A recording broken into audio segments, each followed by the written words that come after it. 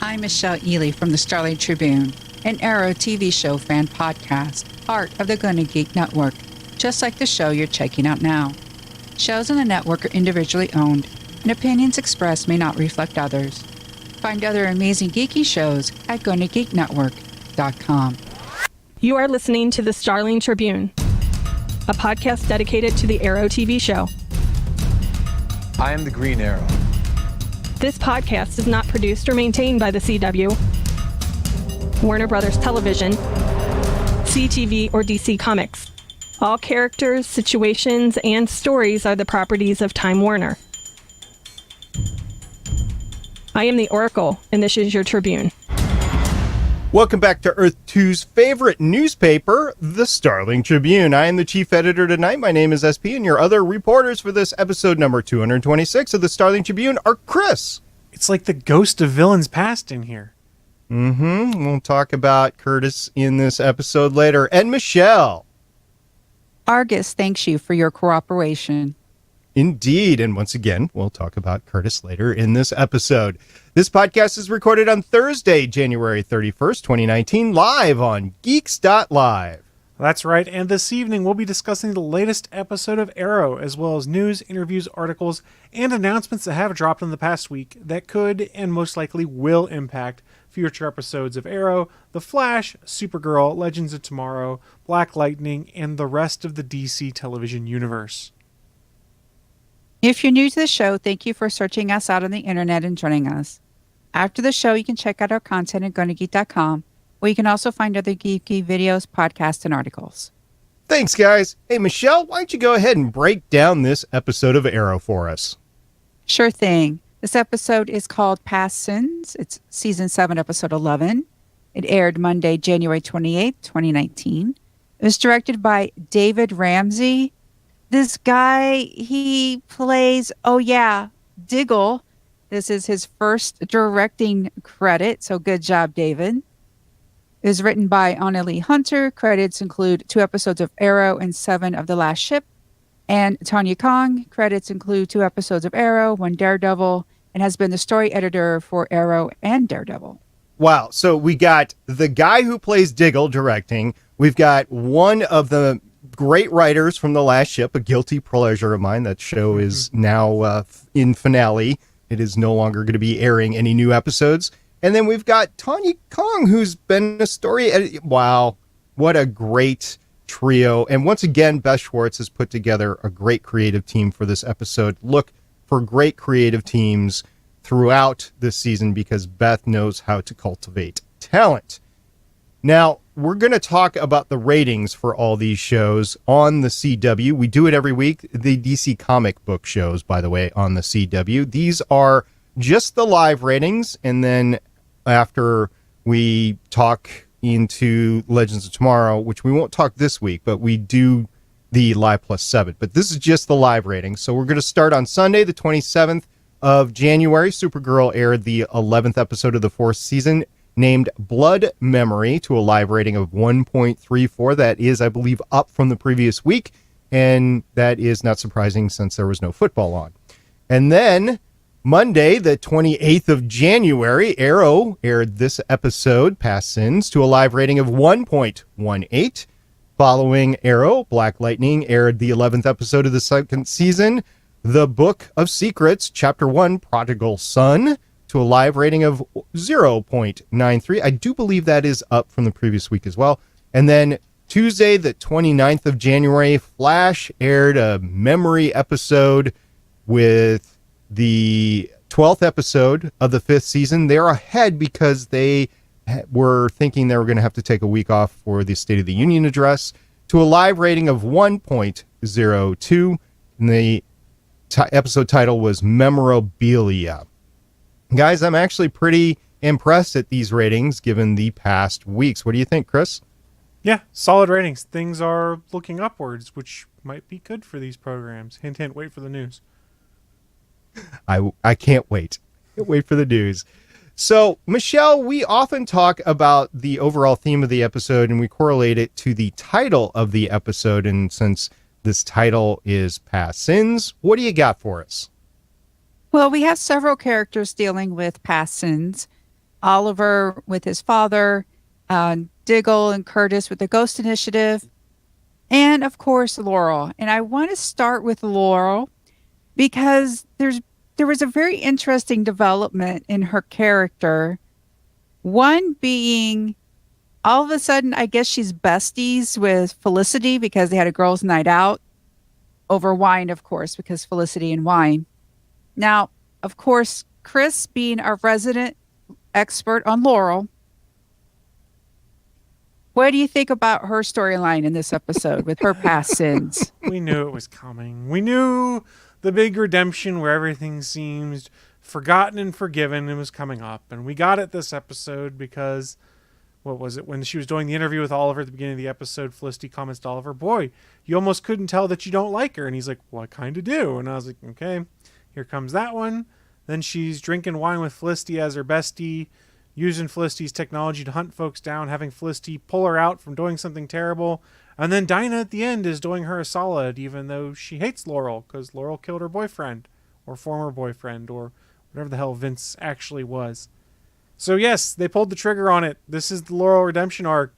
She was going to kill a guy who looked like the man who killed her father on Earth 2 and then didn't because her friends convinced her not to.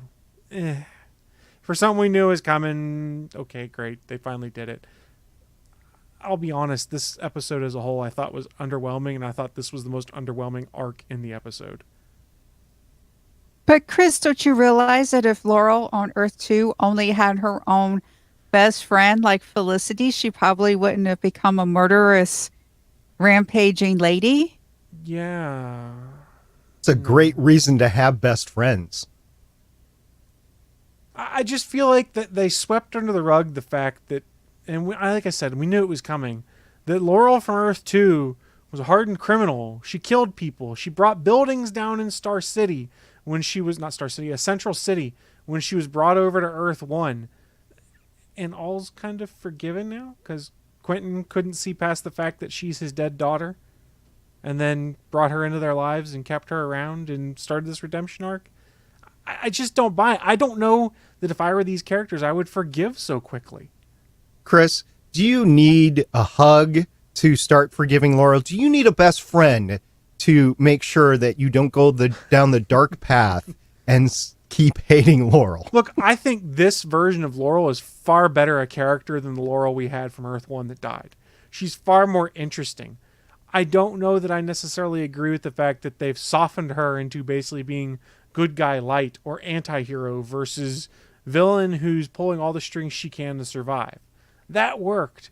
That was interesting. But now you've got everyone that's kind of like, well, she's one of us now. We like her. And not seeing past the fact that she's not their Laurel. I struggle with this. And yes, part of that is my distaste for the original Laurel from Earth 1. And maybe I just don't want to see this Laurel go down that path too. Am I wrong for feeling discomforted with this or just thinking it doesn't make sense? Do you guys have similar, or am I just off on an island here? It's very possible I could be. Now remember, we got a new showrunner here, and Beth might be trying to correct the past sins of previous showrunners. Well played.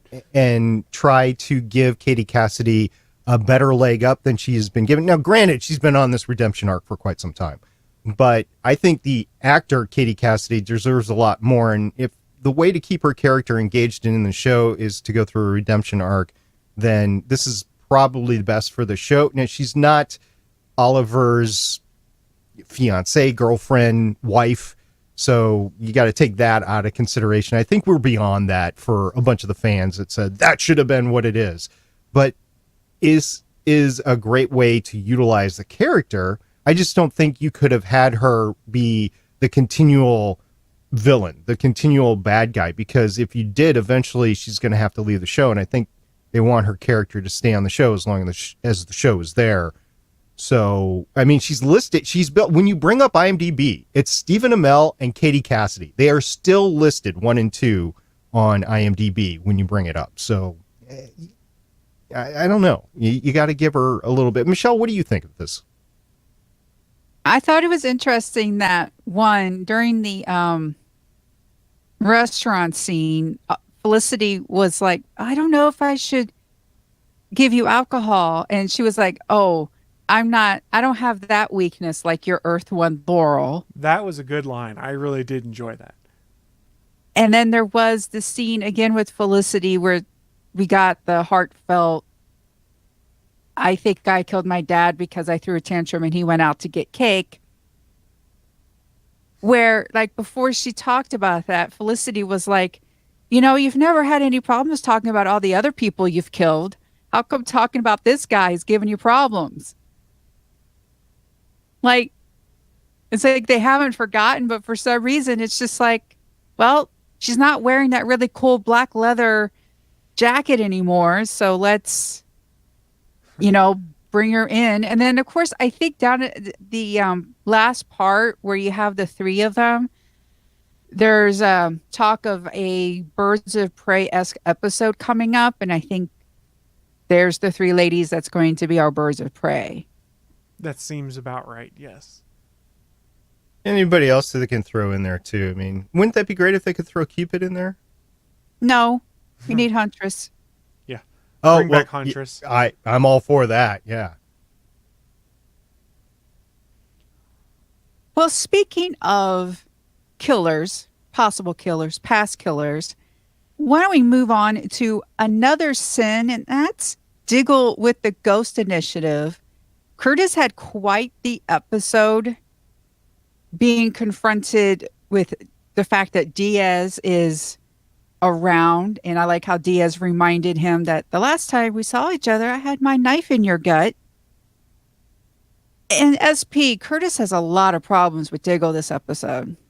It's been building for quite some time. First of all, Curtis didn't want to go out in the field earlier in the season. Now he's been out in the field, but now he's been hand-tied, and so is Lila, by the way, been hand-tied by Diggle really pressing forward here on the only way to deal with this Dante situation, because they don't know what levels of Argus that Dante has really infiltrated. They keep on being forced away from his scent, and they've had an operation go bad because of Dante, a big operation. So they're really concerned about Dante, and poor Curtis, he's just caught in the middle because they're trying to do sketchy things in order to best Dante. And they were able to get Curtis to agree to this wonderful ploy that they did in this episode. I did not see it coming. And afterwards I was like, duh, it's just total Curtis what happened. So that's great. And at the end of the episode, Curtis turns around and he said, well, I'm just going to fight my own way, because Diggle is hard entrenched in the way he has been doing things the last few episodes, which again is sketchy. And Curtis is like, well, I'm going to do it my own way. Now, I don't know what kind of schism this is going to present within Team Argus or not, but they all want the same thing. I'm not sure how much of a schism it can present. Curtis is the low man on the totem pole. You either do what you're told or you're fired. I think he quit. That was not made obvious to me, but I'm not surprised. If that's the intent they had on it, yes. I know when he said he was going to do things his own way, I was like, well, how are you going to do that as an Argus agent? So maybe they left it for us to assume he quit. I just kind of took it as that he was saying he was going to try and find a way to do things his own way within the system. Who knows? Maybe we'll get clarification next week. What do we think of first off, I love how there was these allusions to your former squad. It was called the and nobody could actually say the phrase Suicide Squad. Yes. I thought that was kind of funny in there. I made notes of that each time I watched it. I did too. Don't say that thing the word that cannot be said, the team name that cannot be said. Yeah, no joke. And I agree with that. And you guys tease me all the time about the Suicide Squad movie, but it really made an impact on this show, and the fact that they can't use that team name that cannot be named anymore. I don't have a problem with it, and I'm just glad that they're able to do something like it in order to move forward with the season. What do we think about the Ghost Initiative? Just in general, I mean, is Diggle right? Or is Curtis, Curtis says, there's always going to be another Dante. There's always going to be another reason to have this sketchy team with bombs in their heads running around. Curtis is right, because this is the second time that we know of that Argus has gone down this path with a different director, of course. But this is something we see happen with our characters a good deal. Oliver and Diggle more often than the others, which is an ends justify the means kind of mentality on things. And that's what you're getting here, because Diggle's obsessed with figuring something out, similar to how Oliver's been obsessed in the past with figuring things out, and then does morally questionable things, for lack of a better term. The shoe is on the other foot, so to speak, because Diggle is doing those morally sketchy things that Oliver used to do. Does this feel like our Diggle? I think it's a Diggle who's still trying to find his new path. I don't think that Argus is really the path he'd envisioned. It's the path he ended up on when he and Oliver had their falling out, where he could still feel like he was fighting the fight, but maybe not necessarily in the way he wanted. And maybe that starts to shift, because it looked like next week we see him back in his superhero costume. The helmet without a back? Yeah. Well, no, it's got the back now. It looks like the Magneto helmet almost, with the Right. with the transparent plastic. I don't know if this is our Diggle or not, because if you take Diggle out of Team Arrow, what is he really? A soldier and a bodyguard. And that's Argus. And the sketchy things that Argus does, which is, it's not the best for him long term, because it's going to eat him alive long term, unless he has some sort of come to Team Arrow moment in his mind, or he actually sits down and talks to Oliver, because Oliver was his best friend too, and you never really see the two together too much anymore. They're living very separate lives now, with Oliver as a police officer who wears green leather, and Diggle as a counter-terrorist agent sort of thing, or whatever we consider Argus to be here. So those paths don't cross over a ton, although next week's preview at least made it seem like there'd be some crossover. I do miss those two working together. It's still kind of a shame to see them having gone their separate ways, and I hope they come back in some way, shape, or form. But the problem is, with the way this season's set up, they can't really be vigilantes anymore. So how does he become a part of Team Arrow again? Does he become a police officer? Does he get stationed TDY from Argus to Starling City PD? Well, something was interesting was the notes that was handed out to the ladies, right, in this episode. And I don't know if that's a precursor to the ladies team up that's coming up, or if it's Dante that's trying to get to everybody. And if it's Dante, then you're going to have a crossover between Argus and whatever's going on in Star City. I wager that's the thread they're looking to pull there, is to have that be Dante, so that this Argus stuff we've seen off on the side that doesn't seem connected in, other than the fact that they're using Diaz now, can then pull back into the main story, and it kind of brings Team Arrow back together, even if they're not officially called Team Arrow anymore. And then eventually sets up whatever's going to happen in the future. There was a really good sequence where you think the Ghost Initiative members escape with the help of Diaz, because Curtis comes in and he deactivates the bombs because he's on bomb duty. And, there's this great fight. And eventually, Diaz is by a van, and then he kills Curtis. For some reason, I'm actually sitting there going, yeah, this is like Curtis. Was I the only one who actually sat there and said, yeah, this is like Curtis? I bought it until they killed Curtis, and I was like, yeah, there'd be more hype for this. There'd have been more discussion of someone on Team Arrow is going to die or is incredibly threatened or something like that, because they can't help themselves when it comes to how they promote in cases here. Yeah, I bought in completely, but I was scratching my head because I know Curtis wasn't that dumb to know that Ricardo Also true. was basically drug resistant. So I was like, I think he's actually trying to help him escape, but then he ends up getting killed. So it was trying to make sense of it all in my mind, and I'm glad it turned out the way it did. What, again, so Curtis, let's put this guy in a virtual situation. Let's make him tell us where the bad guy is and how to contact the bad guy and all that. And then we'll bring it back out and we don't have to use the bomb. I mean, what a great way to do all this. And kudos to him. I'm glad he did it. And I'm glad he did it that way without anybody actually getting killed. They put him in the Matrix, man. You can go ahead and put me in the Matrix anytime. That steak looks pretty good. Steak. Now I'm distracted. Well, the last person who's dealing with sins from the past is Oliver. And we find out that the bodyguard, boy, this is really going back. First episode, season 1, here we go. The bodyguard had a son. And Oliver's still, at the beginning of the episode, he's giving this interview and he's still painting his father as this hero who, sacrificed himself in order for Oliver to live. And Oliver, again, was leaving an important piece out.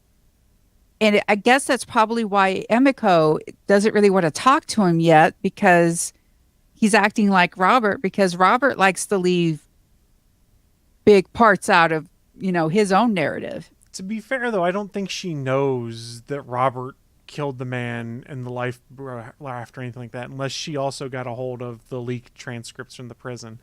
It's probably just her distaste for her father that then carries over to Oliver, and the fact that Oliver then makes a choice to clear the air later makes her realize he's different. I don't know that she actually knew he was protecting the legacy of Robert until he actually kind of admitted that he was. No, I'm saying that Oliver, I think she equated Oliver to be like Robert, because Oliver was omitting major parts of the story to make Robert look good, and Emiko was edited out of her father's life to, again, make Robert look good. Right, but I don't think she knew the stuff that was being edited out until Oliver confessed to it, is what I was meaning. Well, she would know Robert has secrets and doesn't tell things because she's one of them. Right. She was abandoned and discarded to make himself look good. Robert likes to make himself look good. So I'm going to abandon these people. And Oliver, fell into that whole thing of, oh, my father, I have to keep my father looking good, so I won't, tell the complete truth about him. That's what I'm saying. True. So she didn't really know that Robert had killed Dave, basically, in the raft. I mean, she knew he did bad stuff, but I don't think she knew specifically that. So this kind of came as a surprise to her, basically, that he admitted to it. And she took that as that he was not the same man as his father and their father. And, it's kind of funny. The two of them have been referring to Robert as your father or your father, not our father too much. So it's very interesting, the vernacular that they use in each individual scene. I haven't done a full dissection of, like, neither of you two are parents, but when you're a parent and you have a kid acting up, all of a sudden it's the other parent's kid and not your kid, sort of thing. So I'm wondering if there's a little bit of that going on.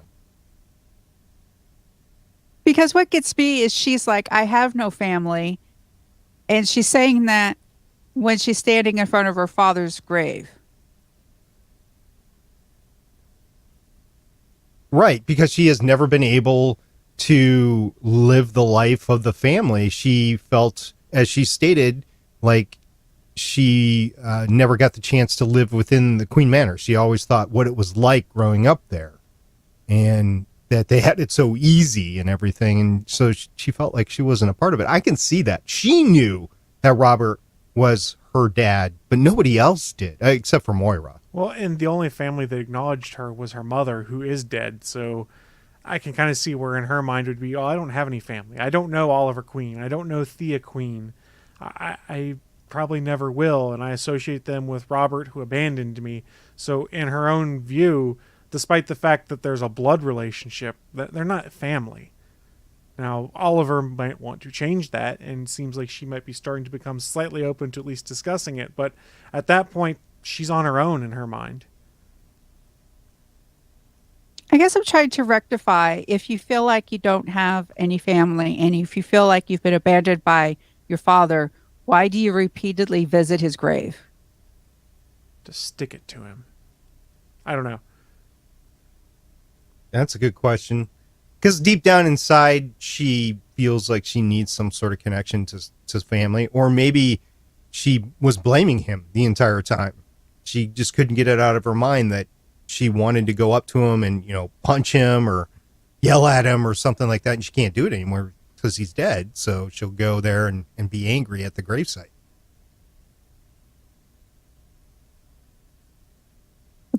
That is a very good point. I did not think of that. One thing about Oliver being part of the SPCD, first off, I was liking it, but week one, Dinah lets him break the chain of evidence. And then week two, not only does she let him walk in front of her, I mean, I know there's one thing about him being the star of the show, but hello, she's the police captain. But they also enter Hackett's apartment illegally. Yeah, I thought the same thing when they just knocked down that, opened the door. I was like, wait a second. This is illegal. I've watched enough Law and Order to know you can't do this. Bum bum. Well played. Yeah.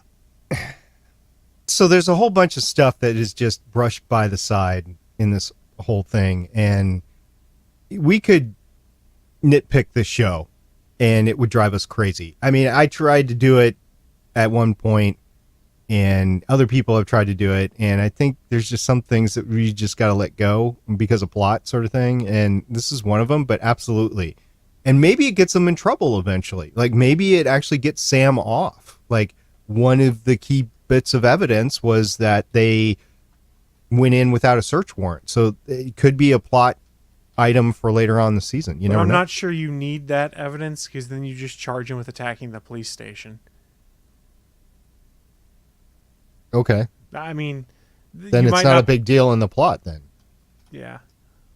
I don't think them not following precedent and getting a warrant and stuff is really going to come back to bite them in this point. I think it's just, hey, they're doing their thing, which is investigate crime. Don't think about it anymore, folks. I could be wrong. I thought it was really interesting how we have them going to save the reporter and Oliver's by himself, crashing through the window because we got to have that. And the police in a complete force with Dinah coming in the other way. I just thought that was interesting how Oliver by himself contrasted with the rest of the police coming in. The superhero landing and superhero pose. So I found it interesting, again, if you want to nitpick it, when they actually go to the warehouse or wherever that was that Sam was hiding out, and they save, what was his name, Vernon? The TV anchor? I think it was Vernon, right? So they save Vernon, and then Sam gets away. And you think, in a police raid, you kind of surround the house and you blockade it so people can't leave in the process. Everybody's inside I don't understand that. So it's a police tactic thing. That again, you can nitpick the show if you want. And also, if you know you're going in with a hostage, I don't think breaking through the window and announcing your presence is the best way to keep the hostage alive. Also true. Did Oliver really want to keep him alive? Well, yeah. Yes. I mean, he had that net arrow. Which was awesome, by the way. So then he planned for it. But yes, net arrow was awesome. And it was conveniently the correct size. Well, he probably had 2 or 3 that were, different sizes for different really applications. Is super expandable. Because plot. But no, I thought it was cool. Like that, okay, like things like that, like the net arrow being the exact right size. That stuff I can throw away and toss away. But this whole, because at the beginning of the season, Dinah was all about, I'm the captain. I need to rehabilitate the police department. We need to be seen to be above board. And I'm like, okay, Oliver's going to, work with the police. And okay, I thought maybe there would be some headbutting about like, hey, Oliver, yeah, that's what we used to do, but we kind of have to, do it this way. Instead, she's just like, oh, okay, yeah, you're here. Let's just go ahead and do it your way. And I'm just like, wait a minute. Really? Well, if Renee was there, he would have made sure it was done correctly. Sure would have, Hoss. If you were watching the video, SP and I are like, we physically reacted to that word. Hashtag hossless. Ugh. Hostless Man. no more.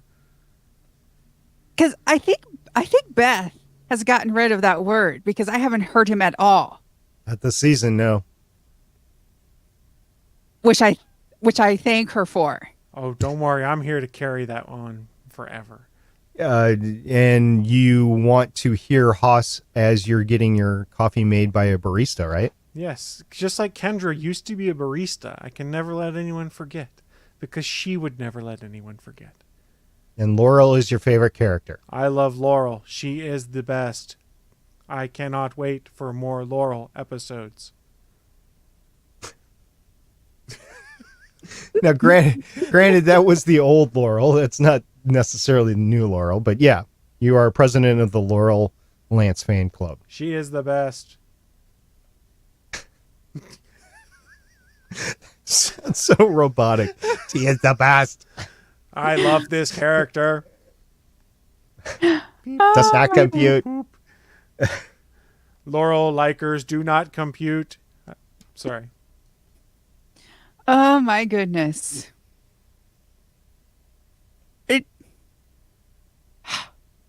Man, this is also like SP. Remember how last time we were talking about Felicity and the DNA thing? Not only is her DNA like you could touch the door handle and she knows it's going to be you, but I guess now she can track your DNA because that's how she found Laurel. Yeah, I'm like, where's the DNA tracker? I don't understand that. And how did she know that she was going after the guy at the bar at that particular time? There's a lot that needs to be explained with the security system because that was technobabble way, way too much. I mean, it wasn't even technobabble. It was just, oh, I can do this. Really?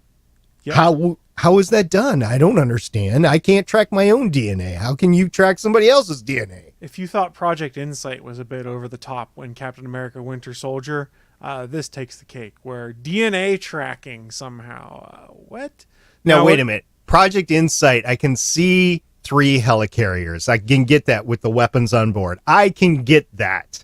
I cannot get... helicarriers can't even track DNA. Okay, I'm meaning the tech behind it, where they can find a camera and then do remote analysis to figure out whether this is good guy, bad guy, and then blow them straight to hell, that kind of thing.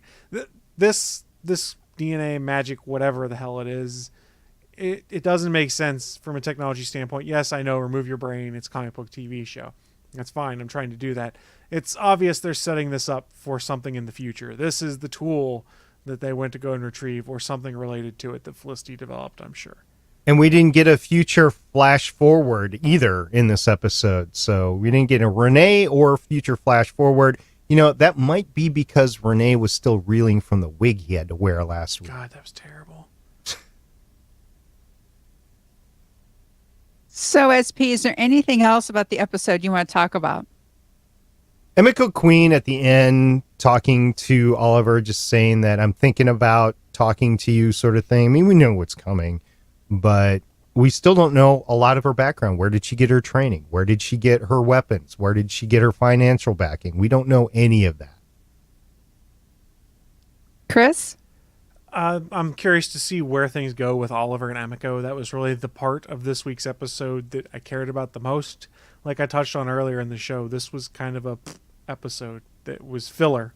It helps move us on to the next stuff, and okay, that's great, but you don't have to watch this episode, I don't think, to have any knowledge of what's going on the rest of the season. I could be wrong here, but it doesn't seem like there was anything essential that happened this week. The fact that Argus knows how to get to Dante now probably is the only thing. Yeah, and I'll play devil's advocate here. That's something they'll throw away in the previously on Arrow at some point in time. So I'm not saying this critically all shows have filler episodes. It's just this week didn't scratch the itch for me. I was kind of like, okay, it's some superhero stuff, but there's no stakes really. Correct me if I'm wrong, but they've never done a previously on Arrow that wasn't previously on Arrow. They have not pulled a Battlestar Galactica. Maybe. No. You just don't remember if they have or haven't, Chris. I don't. Right? Yeah. Michelle does. I'll side with Michelle. They haven't done like like where there's like surprise stuff that's never been there before. I mean, the only thing they did was recast Sarah.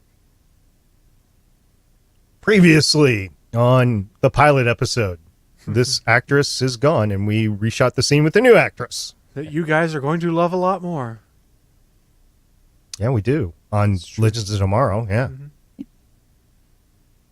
Well, yes, it felt a little like a filler episode. I think there were some good character moments, and it was an entertaining filler episode, which makes filler episodes bearable.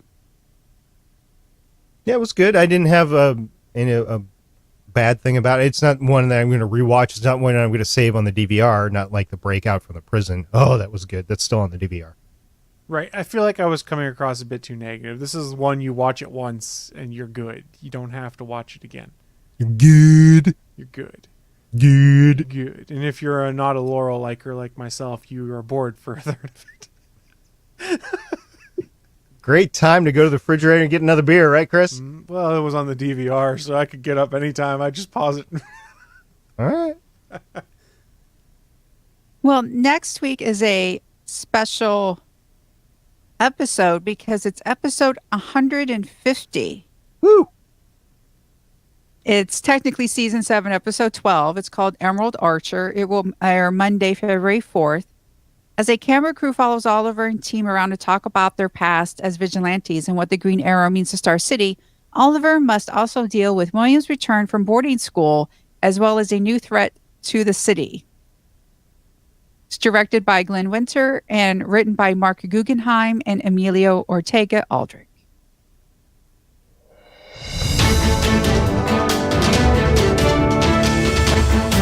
Live from the Starling Tribune main news desk on floor 52 of the Starling Tribune Tower, it's the weekly news roundup with chief news anchor Michelle Ely. And now, Michelle Ely. Thank you, SP. We got 2 news items. I'm actually going to skip to the general DC news because the Arrow news is pretty big. I want to talk quickly about the Batwoman pilot. There's some casting news. Megan Tandy, Cameron Johnson, and Nicole Kang will co-star. Tandy will play Sophie Moore, who is a high-level private security agent and one of Gotham's staunchest protectors. Kang is Mary Hamilton. Mary is Kate Kane's stepsister and polar opposite. And Johnson will portray Luke Fox, a Dark Knight loyalist and son of Wayne's R&D director, Lucius Fox. Luke works to keep Wayne Tower secure in his boss's absence. So I like that Lucius Fox's son is going to be in the series. Yeah, that's cool. So, did they say when the pilot's going to be filmed at all in the article? It's supposed to be filming soon, possibly as soon as March. Okay, so we are talking a fall 2019 pilot and season. Possibly. Yeah, that's right. We don't know. Yeah, they haven't picked it up yet. Yep. Okay. Got to shoot the pilot first, because if it's anything like a couple of superhero shows, like was it the Wonder Woman show that Adrian Palicki was supposed to be part of? Yeah, or the was that a David E. movie? Kelly one. And the Marvel and another Adrian Palicki. She does not have great luck with pilot episodes, I guess. While we don't know the future of Batwoman, we do know the future of some of our favorite shows. And the big news item this week, the CW has handed early renewals to 10 series for the 2019-2020 season. They include second seasons of the CW freshman hits Charmed and Legacies, as well as new seasons of Arrow, which will be season 8, Black Lightning, season 3, DC's Legends of Tomorrow, Woohoo! Season 5, Dynasty, Season 3, The Flash, Season 6, Riverdale, Season 4, Supergirl, Season 5, and Supernatural, which will have his 15th season. Wow. That's a round awesome. of applause for Supernatural. Amazing. I have not been following that. I think there's been some casts that have been in and out of it, but wow, 15 seasons. That's 15 years. Wow. That's amazing. One of the pieces that I got out of this, I know we always talk about ratings and how CW, views its ratings and measures impact and viewership. Well, Pedowitz, who's the big executive, the big president guy, said this season we expanded our primetime schedule to 6 nights with the addition of Sunday, which has been an unqualified success for the network, our affiliates, and our advertisers. In addition to growing our schedule across the week, we also continue to add more year-round programming. The early renewal of the signature CW series gives us a head start on laying out the 2019-2020 season, and this is just the beginning. These shows provide a strong foundation for a multi-platform programming strategy, and we look forward to building on this with even more returning and new shows as we approach the May upfront.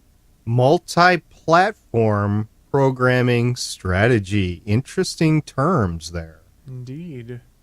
Well, we talk about the app, the website, and Netflix a lot, and I think that's one of the reasons why these shows are still on. I think that app is having a lot more impact than we think. Yeah, it's interesting that he brought out the advertisers there, because if you're watching on the free app, which is throwaway money for these guys in comparison to broadcasting on TV and stuff, they still have the same advertisers. So those live plus 7-day ratings that we talk about when we talk Legends of Tomorrow, they're really important, because those are the ratings that goes into the same commercials that are played on TV are played on the app. I know this because I've watched an episode both ways, and then whenever I watch it on the app, I have to go through all the same commercials, any of these shows that we watch, and sometimes I actually do have to watch them on the app.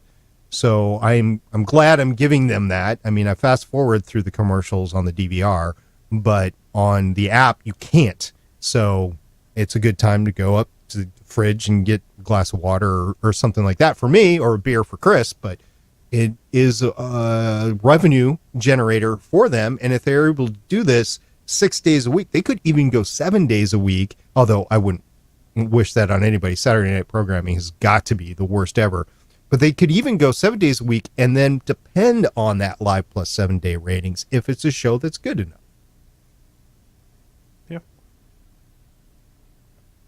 Things are looking good if you're the CW right now. You took a chance opening up the programming, having more nights. It's paying off, and you've got shows that were slumping that are coming back. I believe it was last week's episode ratings. Like Arrow was the number 2 show on the network. Now, granted, Flash took a week off and a few other things, but Arrow, which had been slumping, we had been making fun of last season for sub 1.0 episodes here and there, if I recall correctly. Or it might have been really low ones, especially the Thanksgiving ones. Came back with a boom. If you're the president of the CW right now, your bet in buying into the superhero craze, in addition to the regular teen and tween dramas and stuff like that, it's working. And it's exciting. If you had told me halfway through last season that, hey, we're going to get Arrow renewed for season 8, I'd be like, you're a moron. That's never going to happen. And it did. It's good news. One of the ways that I think this is being a success is because the CW app is free. They're not hiding behind a paywall. Now, it is still just the last 5 episodes, but it is not, you have to get a subscription to Hulu or their own app or something like that. So they're really pandering to that younger generation that really can't afford separate streaming services. I mean, even if they do have Netflix or Hulu or whatever streaming service that they have, it's usually because they're on their parents' accounts. It's not because they're on their own accounts. So something like this, where a parent's not going to say, I mean, I would, just because I'm podcasting about it, but a normal parent's not going to say, yeah, I want the CW app. I'm going to pay that $5.99 or $9.99 or $11.99 or whatever it is per month for the app. Just make it free and live off that advertisement, and then have it available to kids when they're binging on the weekend, when they have a weekend off, to catch up in the last 3 or 4 weeks. I think this is a great strategy. I'm just really happy that we are getting Arrow, but I have to admit, I'm really happy we're getting Legends of Tomorrow. That was the best. Yeah, that was the one that I was worried about, because the ratings for Legends Tomorrow, even though we just went through this whole live plus 7-day rating in the app thing, the live ratings for Legends Tomorrow were sub 1 all this year, and I was really worried about it. But now I don't have to. It's our favorite show on the CW network, even though we podcast on Arrow. Although this season of Arrow has been good too. Indeed. I know filming for season 4 for Legends is done, and it's just like, I can't wait to find out what happened. I hope, be interesting to see if Constantine's going to be around for season 5, what they're going to do. It will So be, exciting. because he's very divisive to some people. Some people really love the fact he's on that show, and other people are just like, ugh, they added Constantine, the show just lost me. So it'll be curious to see what happens. I think what's interesting about Legends is, one, they've put Nate in DC, so we don't have like the bromance every week. So they separated Nate that way, and also there's no Vixen. So we had 2 seasons with Vixen, and we also have a new with Constantine. So instead of Vixen, we have the Charlie. So it's like they changed 3 major things. And I think it's not just Constantine. I think it's the other 2 things as well. I'm not totally upset that they broke up the bromance, because Ray is going after Nora. And to me, it would be difficult for them to give screen time to the bromance and for Ray trying to go with Nora, because I think that was a detractor with the Vixen and Nate relationship too, because you had the bromance in there as well. I mean, they're a working family in the ship. I was going to say in space, but in this time ship. So I get that they're going to have interactions back and forth. But when you have a close-knit couple of characters and then you add a romance to one of them, it just gets really tricky on screen. Yeah, that's fair too. And that's it for the news. Well, we actually had a great bit of feedback on YouTube by pfruit0916. And I'm just going to go ahead and read this paragraph by paragraph, because they are different thoughts. So I just want to say thank you very much to pfruit for giving this great feedback on YouTube. And we're going to respond to it here. So the first paragraph is, quote, "I thought this was a decent episode, but had entirely too much Renee. That being said, it did get me invested in Emiko and her hunt for her mother's killer. I'm going ahead and predicted that this Dante person Dig and Lila are investigating is also responsible for Kazami's death. Dante / his organization obviously has resources, since he paid for the longbow hunters for Diaz, so he would be able to commit a murder and set someone else up for it. I'm glad the reveal of Emiko came very quickly. Felicity was able to figure out that it was Thea who killed Sarah based on Oliver's DNA markers in season 3, so if she didn't figure this out, I would have been annoyed. Oliver's reaction to the news made complete sense. He knows his parents have made questionable choices, but they loved him and Thea, so of course it would be hard to reconcile that the same parents who died to protect him would then abandon Emiko. Michelle, where do you want to start with that paragraph?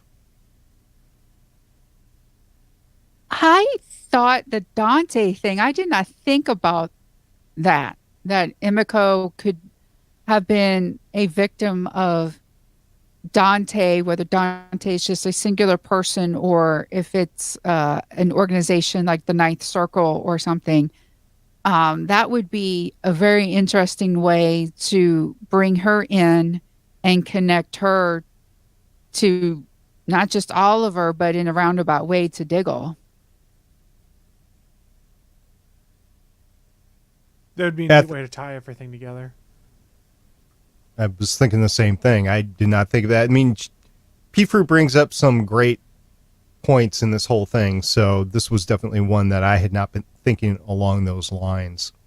The other thing that I thought was interesting in this was Felicity was able to figure out that it was Thea who killed Sarah based on Oliver's DNA markers in season 3. So P-Fruit was equating what had happened in season 3 to what's going on now, and the continuity there, you got to give it credit for keeping that there and that the DNA would be there. So we were just making fun of the fact that it was the DNA computers and being able to figure that out quickly.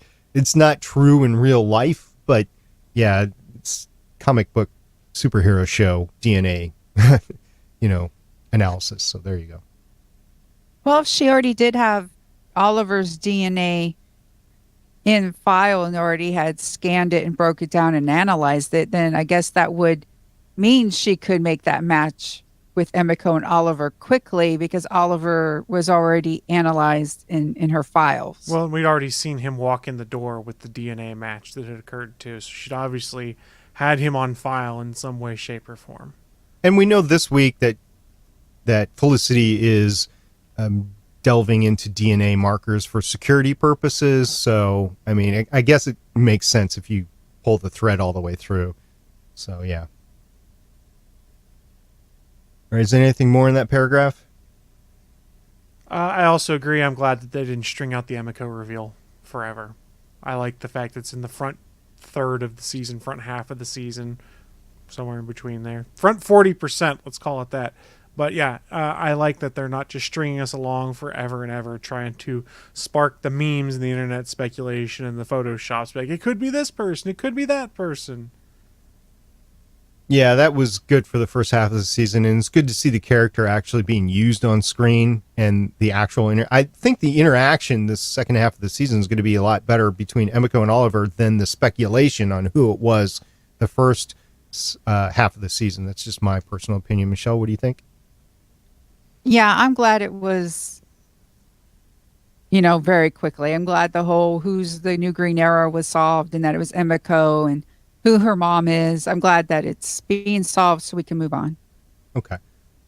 There's 2 more paragraphs to get through here. So the first one is, I really enjoyed the Elicity interactions in this episode. In season 7, episode 8, a big part of their conflict was that she changed. And as Oliver said, he fell in love with the old Felicity. And she said she couldn't go back to being the girl he met with the red pen. I think she just needed reassurance that he could accept this new version of her. He gave her that in the crossover when he said no matter who she grew into, he would love her. Now they can move forward as a team. The DNA recognition security system that Felicity installed in their apartment may be the first step towards the Archer program that's mentioned in the future. I think the most important part of this paragraph is going back to the crossover and the schism between the two that was there because he went to prison and she changed as a part of the whole thing and they were apart, and that P-Fruit is saying she gets that this relationship could go forward here, and I can't disagree. I think that P-Fruit's got it right.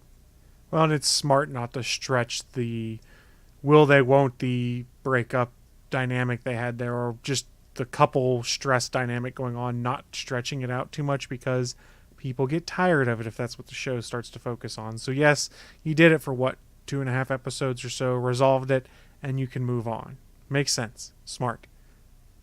Yeah, I live tweet this, and when I go through the feed, there's just so many Elicity lovers, so many screenshots, people going, oh, look at their hands, how they hold each other, and all this type of stuff. So Elicity has a huge following. People want them to stay together.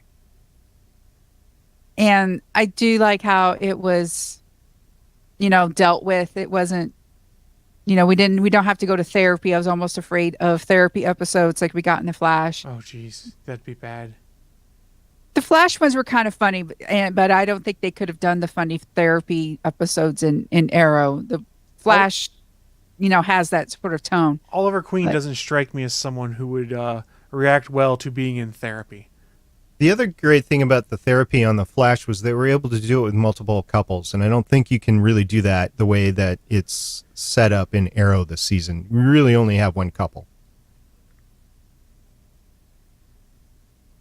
The other thing in the paragraph was the DNA recognition security systems, probably part of the Archer program that's mentioned in the future. I can't disagree. I mean, we've been speculating that for a while, so I think P. Fruit's got that right, too.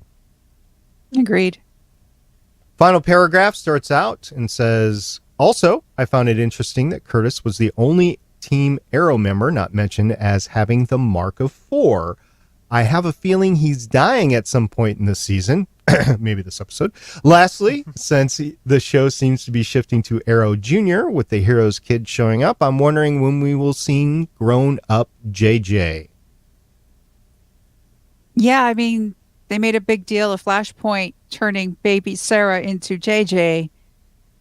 So I'm hoping we do get JJ. I wonder if they can get the same actor.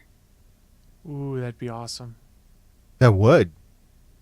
The one that they had in the future episode. And Star City 2047 or whatever it was, or 2048. Yeah, that would be cool. I also think it's interesting that P. Fruit brought up that Curtis did not have the mark of 4 on there. And then there was the thing about the dying at some point. He did die in this episode, but it was part of the Matrix thing, so he didn't really die. But Curtis is not mentioned as having the mark of 4. Do you guys think Curtis is going to make it through this season? They want us to think that he could die, as we saw this week. I don't know. I don't know if Curtis is going to die this season. I don't know if they're going to kill anyone from the main cast this season. Emiko wasn't mentioned either. Maybe he breaks off and does a separate team Emiko? Team Talia with Emiko and Curtis. That'd be awesome. I'm on board with this. Mm-hmm. Do you think she'll have him slapping water? God willing. He needs to. Oh my gosh. He still gets his butt handed to him from time to time in a fight, even the virtual world. Although I think that was planned, but yeah. Yeah, I do too. All right, thank you very much, P. Fruit. If anybody wants to slip us a feedback either on YouTube, you can email us at starlingtribune@gmail.com, or you can tweet us at Starling Tribune on Twitter. I think it's just at Starling Tribune, no "the" there. And we will talk about it on a future episode.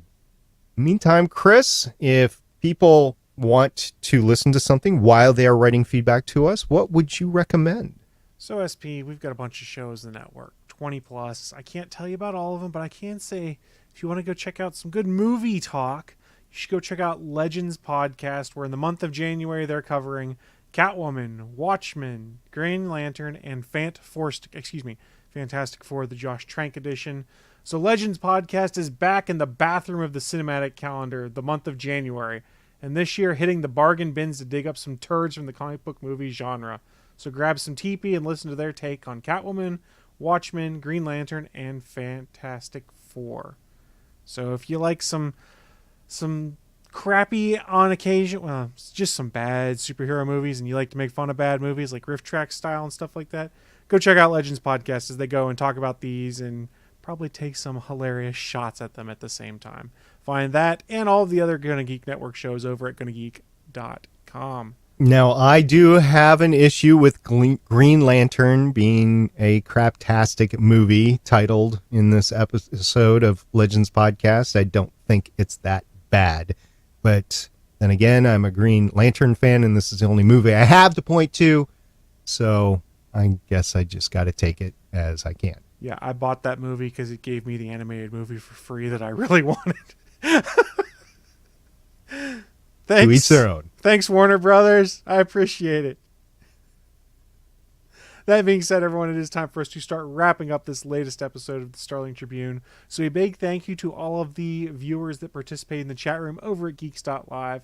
But also thank you to those of you that download the podcast over at starlingtribune.com or check out the replay of the video version at youtube.com/GonnaGeek.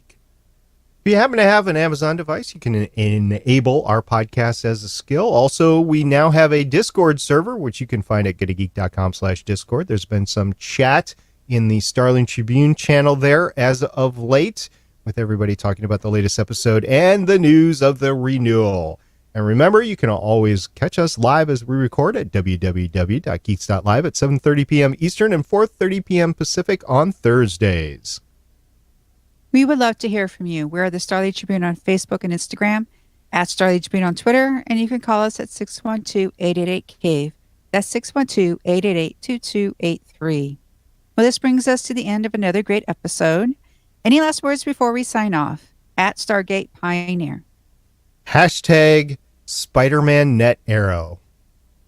At the Chris Farrell. You guys are going to love this one. Hashtag Hossless No More.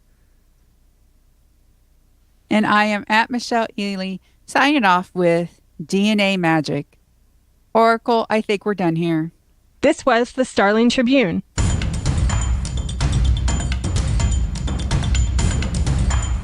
You can leave us feedback at GonnaGeek.com or check out our archive at StarlingTribune.com. Visit GonnaGeek.com for more podcasts. Music by Kevin MacLeod can be found at Incompetech.com. This podcast is not produced or maintained by the CW, Warner Brothers Television, CTV, or DC Comics. All characters, stories, and situations are the property of Time Warner. No infringement is intended. We will see you for the next episode of CW's Arrow.